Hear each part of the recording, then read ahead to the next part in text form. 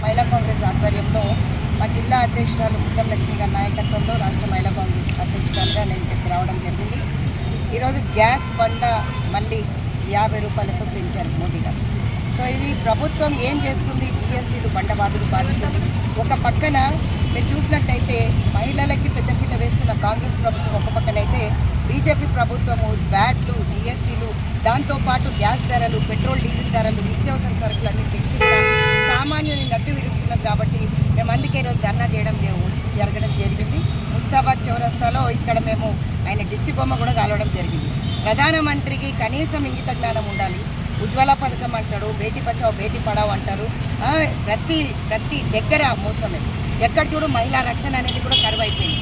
ఈరోజు రాష్ట్ర మహిళా కాంగ్రెస్ ఆధ్వర్యంలో ప్రతి ఒక్కరికి కూడా అల్కాలమ్మ గారు పిలుపునివ్వడం జరిగింది. జాతీయ అధ్యక్షులు అల్కాలమ్మ గారు, రాష్ట్ర అధ్యక్షులు ప్రతి జిల్లాకి వెళ్ళి సంవిధాన్ బచావ్, జై భీమ్, జై బాపు, జై సంవిధాన్.